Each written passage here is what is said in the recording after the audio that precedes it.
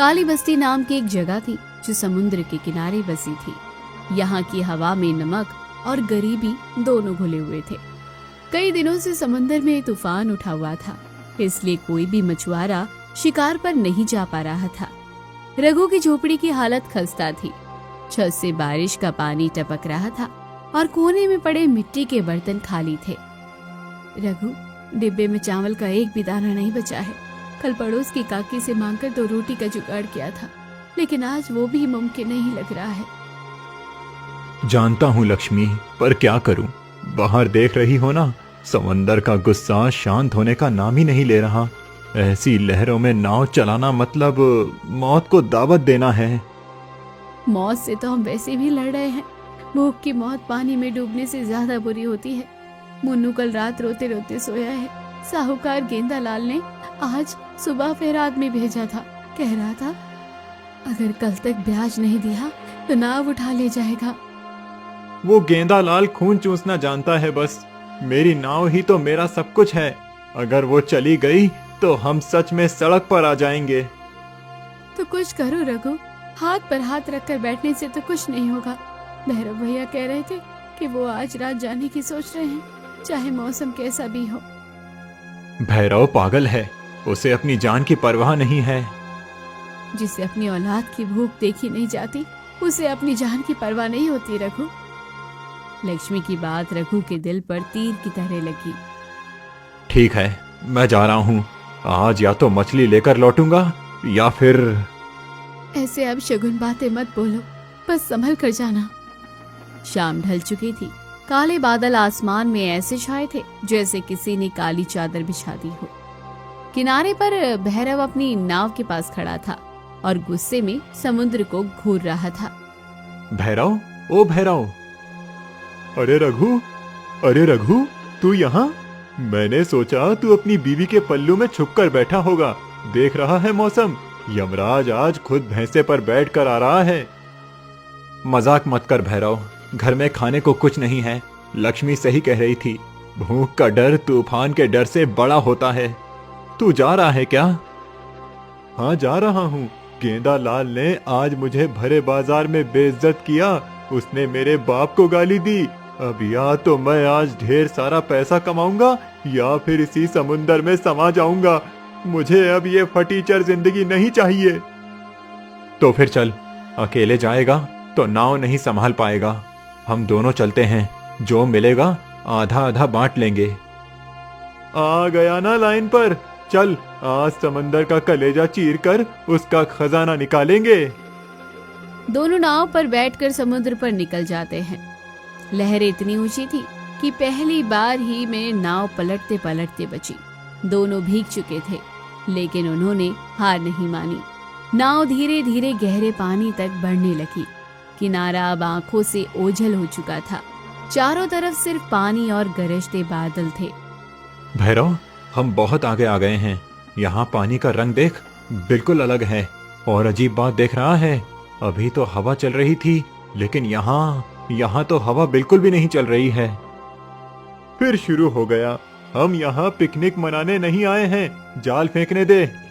भैरव ने जाल फेंका। दोनों ने सांस रोककर इंतजार किया।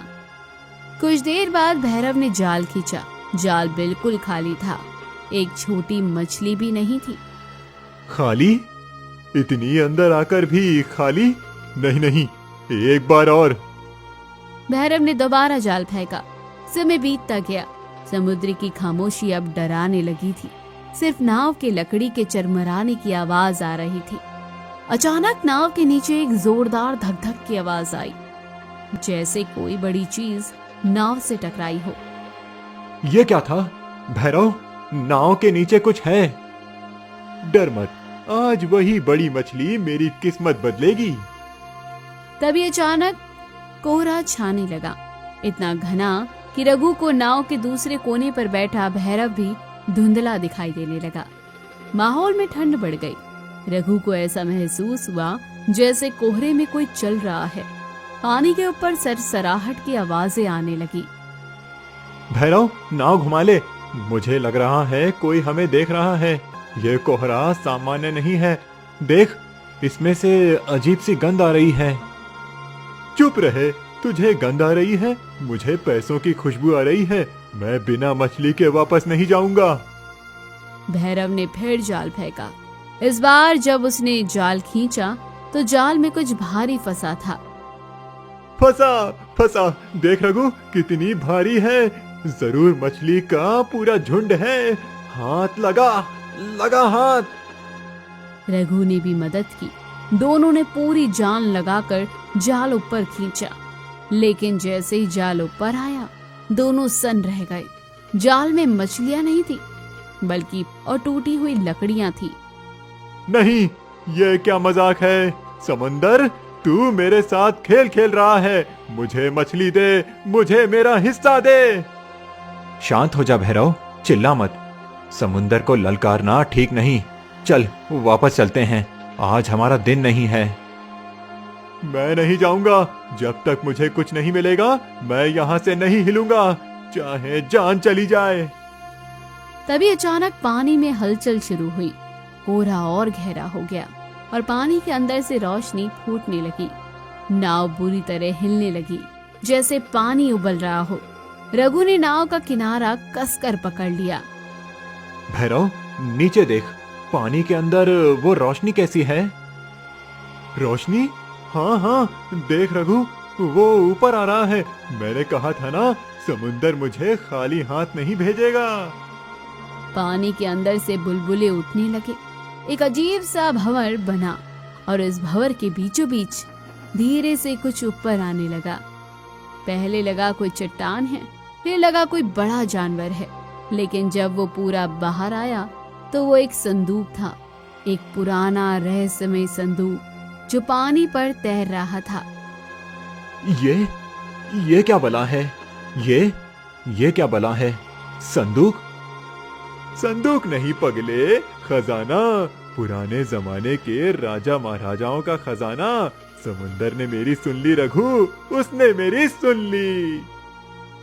भैरव ने झपट कर संदूक को नाव पर खींच लिया। संदूक नाव पर रखते ही नाव की तरफ झुक गई। हाथ मत लगाओ उसे, देख नहीं रहा उससे कैसी रोशनी निकल रही है? और ध्यान से सुन, तुझे सुनाई दे रहा है जैसे कोई रो रहा हो या कुछ बोल रहा हो। मुझे तो बस पैसों की खनक सुनाई दे रही है, तू डरपोक ही रहेगा, हट पीछे। भैरव ने संदूक का ताला तोड़ने की कोशिश की और ताला टूट गया, जैसे वो इंतजार ही कर रहा था खुलने का। ढक्कन खुलते ही दोनों की आंखें चौंधिया गई।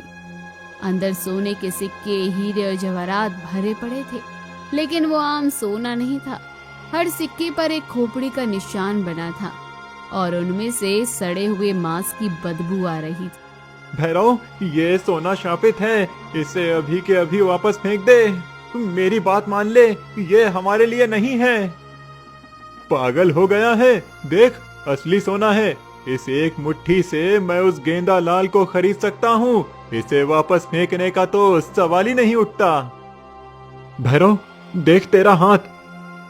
जैसे ही भैरव ने सोने को छुआ, उनकी उंगलियों की खाल काली पड़ने लगी, जैसे किसी ने जला दिया हो। लेकिन भैरव को दर्द का एहसास नहीं हो रहा था, वो बस सोने की चमक में खोया हुआ था। कुछ नहीं हुआ है, ये बस मैल है। हम रईस हो गए रघु, रईस। अब मैं राजा की तरह जीऊंगा। नहीं भैरव, ये लालच तुझे ले डूबेगा, मुझे इसमें हिस्सा नहीं चाहिए। नाव किनारे ले चल।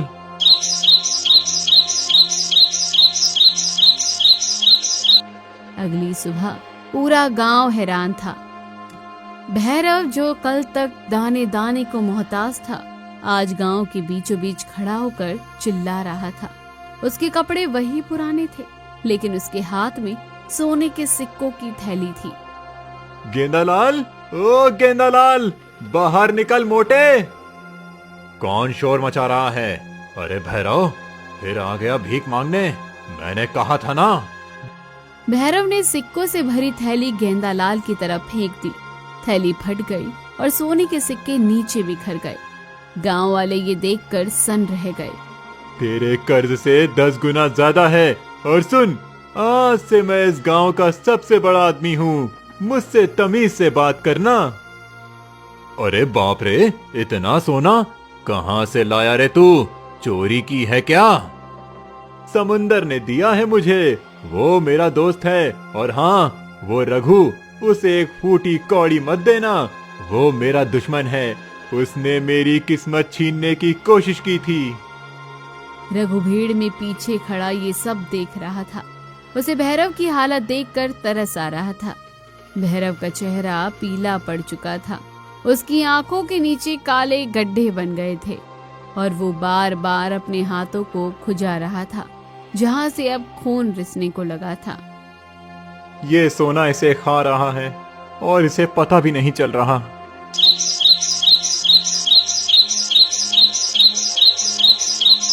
दो दिन बीत गए। भैरव ने गांव में सबसे बड़ा घर खरीद लिया।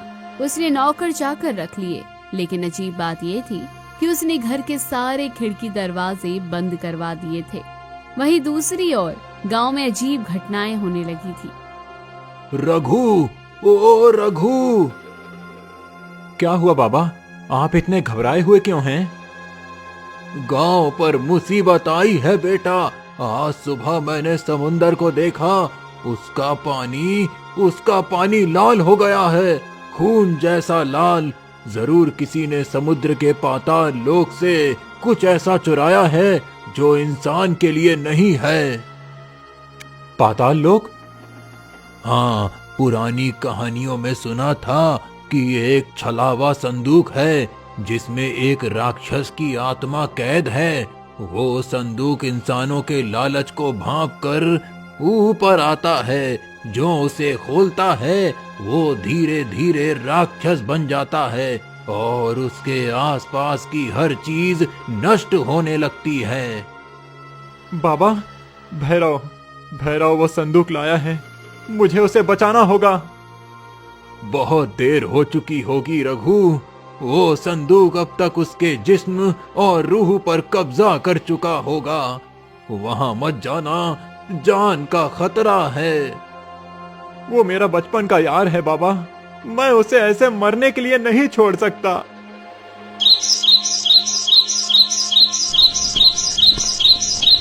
रात का समय था। रघु भैरव की हवेली की दीवार फांद कर अंदर घुसा। हवेली के अंदर भयानक बदबू फैली थी, सड़े हुए मांस और सीलन की बदबू। कोई नौकर नहीं दिख रहा था, हर तरफ सन्नाटा पसरा था। रघु दबे पांव भैरव के कमरे की तरफ बढ़ा। दरवाजा हल्का सा खुला था, अंदर से अजीब सी घुर्राने की आवाजें आ रही थी। रघु ने दरवाजा खोला और जो देखा उससे उसकी रूह कांप गई। कमरे के बीचों बीच वो संदूक रखा था जो अब और भी तेज रोशनी फेंक रहा था, और उसके पास बैठा था भैरव। लेकिन वो भैरव नहीं लग रहा था, उसका शरीर फूल गया था। उसकी त्वचा पर सोने के सिक्के चिपके हुए थे, जैसे मछली की चोइयां होती है। उसकी आंखें पूरी तरह काली हो चुकी थी, वो कच्ची मछली खा रहा था। तू यहाँ क्यों आया, मेरा सोना चुराने? भैरव, अपनी हालत देख, ये सोना तुझे मार रहा है। ये कोई वरदान नहीं, श्राप है, फेंक दे इसे। नहीं, ये मेरी ताकत है। देख, अब मुझे भूख नहीं लगती, मुझे नींद नहीं आती, मैं अमर हो रहा हूँ। तू अमर नहीं, जानवर बन रहा है। याद कर भैरव, हम साथ में खेलते थे, साथ में भूखे सोते थे। वो गरीबी इस राक्षसी हालत से लाख गुना बेहतर थी। तेरे बच्चे तुझे देखकर डर जाएंगे। भैरव की आंखों में एक पल के लिए इंसानियत लौटी। उसने अपने हाथों को देखा जो अब पंजों में बदल रहे थे। हैं? रघु, मुझे बचा ले, ये संदूक मुझे नहीं छोड़ रहा। मेरे अंदर आग लगी है रघु, मैं इसे छोड़ना चाहता हूँ, पर मेरे हाथ मेरे बस में नहीं हैं। सौदा हो चुका है, आत्मा के बदले सोना। कोई सौदा नहीं। रघु ने किसी तरह संदूक को लेकर समुद्र की तरफ भागा। उसके पीछे भैरव की हवेली से डरावनी चीखें आ रही थी। जैसे ही रघु संदूक लेकर किनारे पर पहुंचा, समुद्र उफान पड़ा। लहरें इतनी ऊंची थी जैसे आसमान छू रही हो। ऐसा लग रहा था कि जैसे समुद्र खुद संदूक को लेने के लिए बेताब हो। ले, अपना ये मनहूस खजाना वापस ले, हमें नहीं चाहिए। रघु ने संदूक को अपनी छोटी सी नाव में डाला और नाव को खुद पानी में उतार दिया। लहरें उसे बार बार किनारों पर फेंक रही थी, लेकिन रघु ने हार नहीं मानी। वो जानता था कि संदूक को गहरे पानी में ही डालना होगा। किनारे पर छोड़ने से ये वापस किसी और को मिल जाएगा। नाव डगमगा रही थी, संदूक हिल रहा था और उससे निकलने वाली रोशनी अब गहरी और लाल हो गई थी। अचानक पानी के बीच में एक विशाल पानी का स्तंभ उठा और उसने एक आकृति का रूप ले लिया। इंसान, तू अपनी जान देने क्यों आया? तेरा दोस्त बिक चुका है, तू क्यों मरना चाहता है? क्योंकि दोस्ती सोने से महंगी होती है। मेरा दोस्त बिका नहीं है, बहक गया था, उसे माफ कर दें और अपनी ये अमानत वापस ले लें। हिम्मत है तुझ में, लेकिन क्या तुझे इसका मोह नहीं? देख, इसमें इतना सोना है कि तेरी 7 पुश्तें राज करेंगी। संदूक का ढक्कन अपने आप खुल गया। अंदर का सोना चमकने लगा। उस तूफान में भी वो सोना बहुत आकर्षक लग रहा था। एक पल के लिए रघु का मन भी डोल गया। उसे अपनी भूखी पत्नी, अपना टूटा हुआ घर याद आया। नहीं, जिस दौलत के लिए मुझे अपनी इंसानियत बेचनी पड़े, वो मुझे नहीं चाहिए। मुझे मेरी मेहनत की सूखी रोटी मंजूर है। रघु ने अपनी पूरी जान लगाकर संदूक को उठाया और नाव से बाहर धकेल दिया। जैसे ही संदूक पानी में गया, एक जोरदार धमाका हुआ। पानी के अंदर से एक तेज रोशनी निकली और फिर सब कुछ शांत हो गया। जो लहरें अभी पहाड़ जैसी ऊंची थी, वो पल भर में शांत हो गई। आसमान साफ हो गया और बादल छट गए। अगली सुबह, रघु, रघु तुम ठीक तो हो? मैं ठीक हूँ लक्ष्मी, सब ठीक है। तभी पीछे से भैरव आता दिखाई दिया। वो बहुत कमजोर लग रहा था। उसके चेहरे पर अभी भी कुछ घाव थे, लेकिन वो अब इंसान था, जानवर नहीं। वो रघु के पास आया। तूने मुझे नई जिंदगी दी है रघु। मैं अंधा हो गया था। मैंने तुझे क्या क्या नहीं कहा। मुझे माफ कर दे भाई। दोस्ती ही दोस्त के काम नहीं आएगा तो कौन आएगा? पर वादा कर, अब कभी लालच नहीं ढूंढेगा।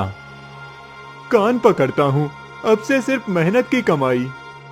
उस दिन के बाद काली बस्ती के लोगों ने कभी लालच नहीं किया। रघु और भैरव ने मिलकर काम किया और धीरे धीरे अपनी मेहनत से अपनी गरीबी मिटाई।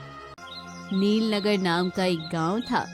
उस गांव में एक सुंदर समुद्र, उस समुद्र पर जाने के रास्ते पर एक जंगल भी पड़ता था, जिस जंगल में कई लकड़हारे आकर लकड़ियां काटते थे और गांव में रहने वाले मछुआरे समुद्र में मछली पकड़ने जाते थे। ऐसे ही एक दिन रमेश और कपिल अपने कंधे पर जाल पकड़कर समुद्र पर जा रहे थे। अरे रमेश भैया, आजकल समंदर में मछलियाँ कम हो गई हैं। ज्यादा जाल में मछलियाँ फंसती ही नहीं हैं। हाँ, तुम सही कह रहे हो कपिल। समझ नहीं आ रहा है कि क्या होगा। हाँ, लगता है कि मौसम बदल रहा है, इसीलिए ऐसा हो रहा हो। मैं तो विचार कर रहा हूँ कि अगर अभी मछलियाँ जाल में नहीं फंसी तो मैं आज रात को भी जाकर जाल फेंकूंगा समुंदर में। रात में भी जाओगे? पर रात को मछलियाँ मिलेंगी? वो तो पता नहीं, पर कोशिश तो करनी ही पड़ेगी। दोनों समुद्र पर पहुंच जाते हैं। दोनों अपने अपने जाल को समुद्र में फेंकते हैं और मछलियां फंसने की राह देखने लगते हैं। दोनों वहीं बैठ जाते हैं। बहुत देर के बाद जब कपिल अपना जाल बाहर खींचता है, तब उसका जाल खाली होता है। आज भी मेरा जाल खाली ही है। रमेश भैया, आप देखो, आपके जाल में कुछ फंसा है या नहीं? रमेश अपना जाल खींचता है तो उसके जाल में थोड़ी ही मछलियां फंसी हुई होती हैं। देखो, मेरे जाल में तो बस कुछ ही मछलियां फंसी हैं। पता नहीं इतनी सी मछलियां बेचकर मैं क्या कमाऊंगा। लगता है कि मुझे आज रात को आना ही पड़ेगा फिर से मछलियां पकड़ने के लिए। दोनों मायूस होकर चले जाते हैं।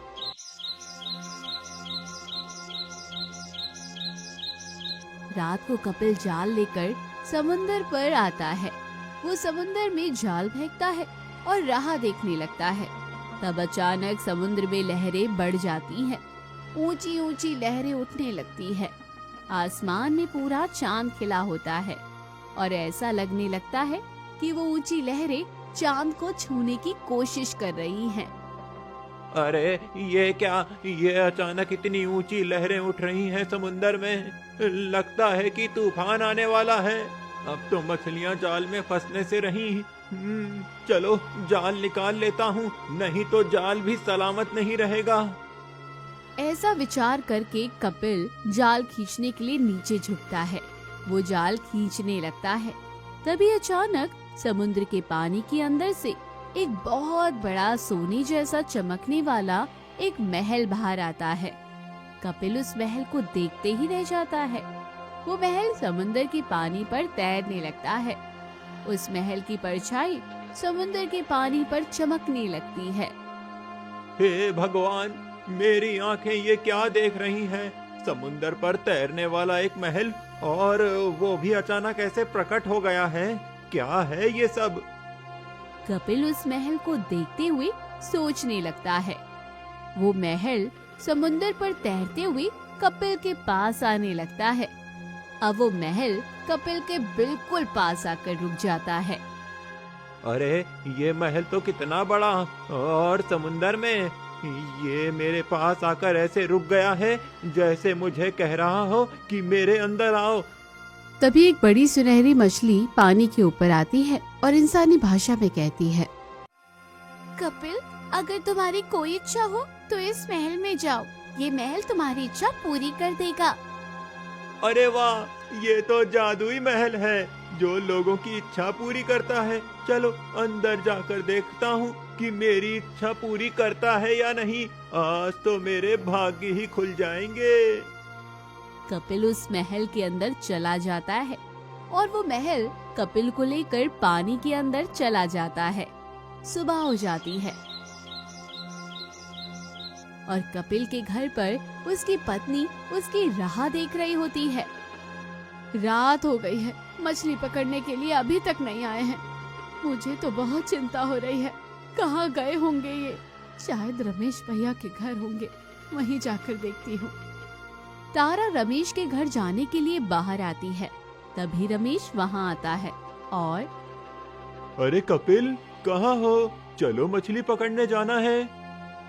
रमेश भैया, मैं अभी आप ही के पास आ रही थी। अच्छा, क्या हुआ? ये कल रात को समुद्र पर मछली पकड़ने लगे थे, अभी तक वापस नहीं आए हैं। क्या? रात को गया था, अभी तक नहीं आया है? हाँ, मुझे तो बहुत ही चिंता हो रही है। पता नहीं कहाँ गए हैं। मुझे लगा था कि आपसे मिलने आए होंगे, इसलिए मैं आपके घर आ रही थी। कल वो बोल तो रहा था कि रात को मछली पकड़ने फिर से जाऊंगा। दिन में तो हमें ज्यादा मछलियाँ नहीं मिलती हैं, पर रात का गया हुआ अभी तक नहीं लौटा है। ये तो चिंता की बात है। हाँ, इसलिए तो मैं आपको पूछने आ रही थी। तुम चिंता मत करो, मैं समुंदर पर जाकर देखता हूँ, शायद वहीं सो गया हो। उसे घर भेज देता हूँ। रमेश समुंदर पर आ जाता है। वो कपिल को ढूंढता है, लेकिन उसे कपिल कहीं दिखाई नहीं देता है। कपिल का जाल समुद्र के पानी पर तैरा होता है। वो देखकर, अरे ये तो कपिल का ही जाल है। इसका मतलब है कि कपिल रात को समुंदर पर गया था और उसने जाल भी फेंका था, पर वो गया कहाँ होगा?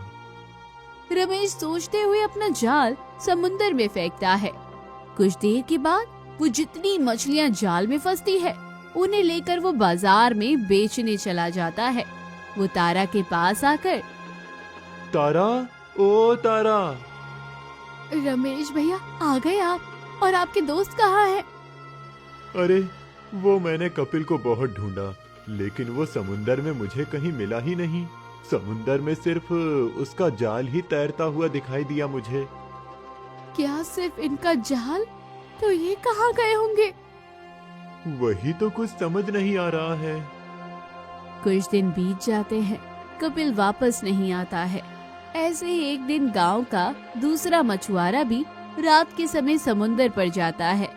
उसे भी वो जादुई महल दिखाई देता है। वो जादुई महल को देखकर उसके अंदर चला जाता है और महल पानी के अंदर चला जाता है। दिन बीतने लगते हैं और गांव के एक मछुआरे और जंगल में लकड़ी काटने जाने वाले लकड़हारे गायब होने लगते हैं। गांव के लोगों में दहशत फैलने लगती है। एक दिन गांव का एक जवान लड़का गोपाल रोज की तरह लकड़ी काटने जा रहा था। तब उसकी माँ ने कहा, बेटा तुम जा तो रहे हो, पर मुझे बहुत चिंता हो रही है। माँ, किस बात की चिंता? अरे आजकल गांव में क्या हो रहा है पता है ना? सबसे पहले कपिल, उसके बाद गांव के कई मछुआरे गायब हो रहे हैं। तुम जैसे लकड़ी तोड़ने वाले कुछ लकड़हारे भी जंगल से वापस नहीं आए हैं। हाँ माँ, पता है, लेकिन डर के मारे ऐसे घर में तो नहीं बैठ सकता ना। अगर पैसे कमाने हैं तो लकड़ी तो तोड़नी ही पड़ेगी। तुम चिंता मत करो। गोपाल कुल्हाड़ी लेकर जंगल में चला जाता है। गोपाल चौकन्ना होता है और जंगल में जाकर लकड़ियां काटकर वापस आ जाता है। उसे सही सलामत देखकर उसकी माँ खुश हो जाती है। तुम आ गए बेटा, मेरी तो जान में जान नहीं थी। मैं बिल्कुल ठीक हूँ माँ, और जंगल में या रास्ते में कहीं भी कुछ ऐसा नहीं था जो डरावना या दहशत भरा हो। माँ, अब मैं बाजार में जाकर लकड़ी बेचकर आता हूँ। गोपाल लकड़ी बेचने बाजार जाता है। बाजार में उसे रमेश मिलता है, जो अपने ठेले पर मछलियाँ बेच रहा होता है। अरे गोपाल, आज तो बहुत सारी लकड़ियां लेकर आए हो बेचने के लिए। हाँ रमेश भैया, आज अच्छी लकड़ियाँ मिल गईं, इसीलिए ज्यादा तोड़कर ले आया। अब तो ज्यादा लकड़ियां ही मिलेंगी ना। आजकल तो लकड़हारे लकड़ी तोड़ने जंगल में जाते ही नहीं हैं। हाँ, माँ बता रही थी कि हमारे गांव के कुछ लकड़हारे और मछुआरे गायब हो गए हैं।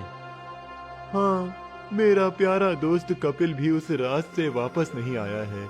समझ नहीं आ रहा है कि कहाँ चला गया है। पता तो लगाना पड़ेगा, कुछ तो करना पड़ेगा। ऐसे अगर गांव के लोग गायब होने लगे तो गांव पर बड़ी मुसीबत आ सकती है। हाँ, तुम सही कह रहे हो, कुछ तो करना पड़ेगा, पर क्या करें? अरे मैं तो अपनी मुसीबत से पहले ही जूझ रहा हूँ। देखो मेरे ठेले पर कितनी कम मछली हैं। सोच रहा हूँ कि रात को जाकर मछली पकड़ने की कोशिश करता हूँ। कुछ देर के बाद दोनों अपने अपने घर चले जाते हैं। रात हो जाती है और रमेश अपना मछली का जाल उठाकर समुद्र पर जाने लगता है। कुछ देर के बाद वो समुद्र पार करके पहुंचता है। आज भी पूरा चांद खिला हुआ था। रमेश जाल समुद्र में फेंकता है और राह देखने लगता है। समुद्र में बड़ी बड़ी लहरें उठने लगती है, जैसे कि वो चांद को छूना चाहती हो। रमेश उन लहरों को देखते ही रहता है और डर जाता है। तभी समुद्र के अंदर से जादुई महल बाहर आता है। रमेश उस महल को देखने लगता है। अरे वाह, कितना सुंदर महल है, पूरे सोने का बना हुआ महल। अरे इस महल का एक टुकड़ा भी अगर मुझे मिल जाए तो मेरी जिंदगी पूरी संवर जाएगी। रमेश उस महल की खूबसूरती ताक रहा था कि तभी वो सुनहरी मछली पानी के ऊपर आती है और रमेश, तुम्हारी जो भी इच्छा है इस महल में आकर पूरी हो जाएगी। क्या सच में ऐसा हो सकता है? हाँ जरूर, ये जादुई महल एक इच्छा महल है। इसमें आने वाले की हर इच्छा पूरी होती है। ये सुनकर रमेश बहुत खुश हो जाता है और बिना सोचे समझे उस महल के अंदर चला जाता है। रमेश के अंदर जाते ही जादुई महल समुंदर के अंदर चला जाता है। समुंदर के किनारे एक पेड़ के पीछे खड़े रहकर गोपाल ये सब कुछ देख लेता है। अच्छा, इसका मतलब ये है कि जो लोग गायब हुए हैं वो सब इस महल के अंदर चले गए हैं। लेकिन अब इनको समुंदर से बाहर कैसे निकालूं? वो सब जिंदा भी होंगे या नहीं? नहीं, मुझे ऐसा नहीं सोचना चाहिए। वो सब ठीक ही होंगे। अब मुझे ही जाकर ढूंढना होगा कि सच्चाई क्या है। माँ, मैं जंगल में जाकर लकड़ी काट कर ले आता हूँ। ये तुम क्या कह रहे हो? इस समय जंगल में जाओगे? इस समय तो जंगली जानवर जंगल में बेखौफ घूमते रहते हैं। पता है माँ, लेकिन अगर अभी लकड़ी तोड़कर ले आऊंगा तो सुबह जल्दी बेचने जा सकूंगा और ज्यादा कमाई होगी। इसीलिए मैं अभी जा रहा हूँ। तुम चिंता मत करो और सो जाओ, मैं थोड़ी देर में लौट आऊंगा।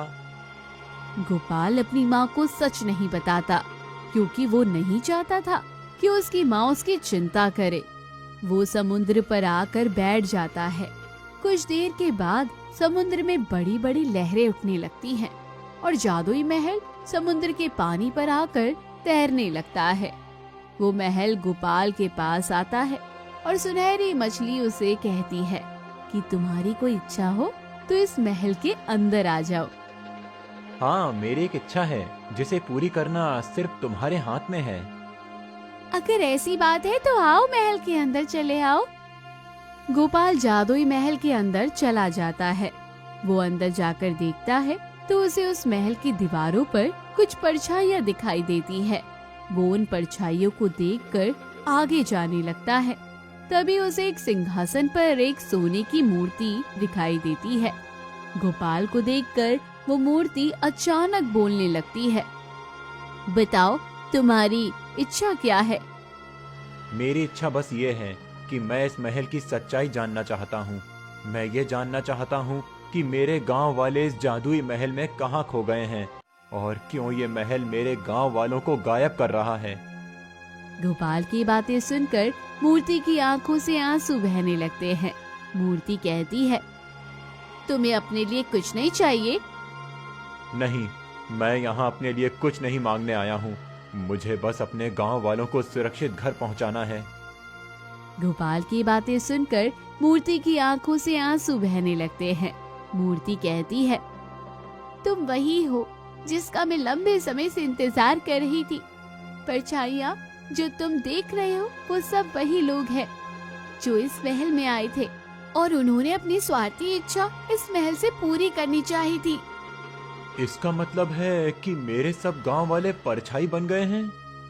हाँ, ये इच्छा महल एक जादूगर ने बनाया है। जब उसने मुझसे पूछा कि मेरी इच्छा क्या है, तब मैंने बिना सोचे समझे उसे कहा था कि मैं एक रानी बन जाऊं और मेरा समुद्र में एक महल हो, साथ ही मेरा शरीर सोने का बन जाए।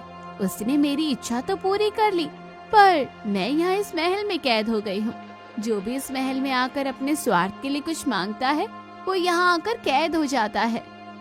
पर अब तुम सब इस महल से मुक्त कैसे हो सकते हो? इसका कोई उपाय तो होगा। तुम ही इसका उपाय हो। जब कोई बिना लालच के पूर्ण समर्पण भाव से इस महल में आएगा तो वही इस महल से सबको मुक्त करेगा। ये विधि का विधान है। पर मैं ये करूं कैसे? इस महल में कहीं उस जादूगर का एक जादुई मोती छुपाया है। अगर उस मोती को नष्ट कर दिया गया तो उसकी जादू टूट जाएगी और सब मुक्त हो जाएंगे। बस वो मोती कहाँ है इसका पता मुझे भी नहीं है। ठीक है, मैं वो मोती ढूंढता हूँ। गोपाल पूरे महल में वो मोती ढूंढने लगता है। पूरे महल में वो कोई मोती उसको नजर नहीं आता है। उसे समझ नहीं आता है कि अब वो क्या करे, कहाँ उस मोती को ढूंढे। तभी मूर्ति कहती है, तुम्हें जो भी करना है वो जल्दी करना पड़ेगा। एक बार अगर ये महल पानी के नीचे चला गया तो फिर तुम भी इस महल में फंस जाओगे और फिर हमें किसी और के आने का इंतजार करना पड़ेगा। ये सुनकर गोपाल ने सब दीवारों को एक बार देखा और उन पर दिखने वाली परछाइयों को देखने लगा। फिर उसने ऊपर देखकर हाथ जोड़े और कहा, हे भगवान, मेरी मदद करो। मैं यहाँ अपने भाइयों को ढूंढने आया हूँ। मुझे शक्ति दो भगवान। गोपाल भगवान से प्रार्थना करते हुए ऊपर देखता है। तब उसे महल की छत पर लटका हुआ एक झूमर दिखाई देता है, जिसके बीचों बीच एक मोती चमक रहा था। गोपाल समझ जाता है कि ये वही मोती हो सकता है। अब बस कुछ देर और, एक बार मोती मेरे हाथ आ जाए। गोपाल उस झूमर से उस मोती को निकाल लेता है और नीचे आकर उस मोती को अपने पैरों से कुचल देता है। गोपाल के पैरों के नीचे उस मोती के टुकड़े हो जाते हैं और अचानक चारों तरफ किरणें फैल जाती हैं।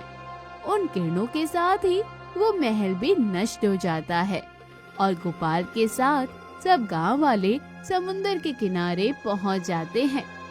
कपिल, रमेश और बाकी सब गांव वाले सब समुंदर के किनारे पर सुरक्षित पाकर खुश हो जाते हैं और गोपाल को गले से लगा लेते हैं। वहीं एक औरत भी खड़ी होती है। उसे देखकर, आप कौन है बहन जी? मैं माला हूँ। मैं वही हूँ जो उस जादुई इच्छा महल में सोने की मूर्ति बनी हुई थी। भैया, आपका बहुत बहुत धन्यवाद। आज आपकी वजह से ही मैं और बाकी सभी उस महल से मुक्त हो सके हैं। हाँ, ये सच कह रही है गोपाल। हम सब तो उस महल में अपनी स्वार्थी इच्छा को लेकर लालच में गए थे, लेकिन तुमने हम सबको बाहर निकालने की इच्छा की, इसीलिए हम सब अपने परिवार के पास वापस जा सकते हैं। नहीं तो पता नहीं हम कब तक वहाँ फंसे रहते। तुम्हारे इस उपकार को हम कैसे चुकाएंगे? नहीं, इसमें धन्यवाद कहने की कोई जरूरत नहीं है। मैंने तो अपना फर्ज पूरा किया है। आप सब हमारे भाइयों जैसे ही हैं। हमारा गांव एक परिवार है और परिवार में कोई कभी किसी पर उपकार नहीं करता है।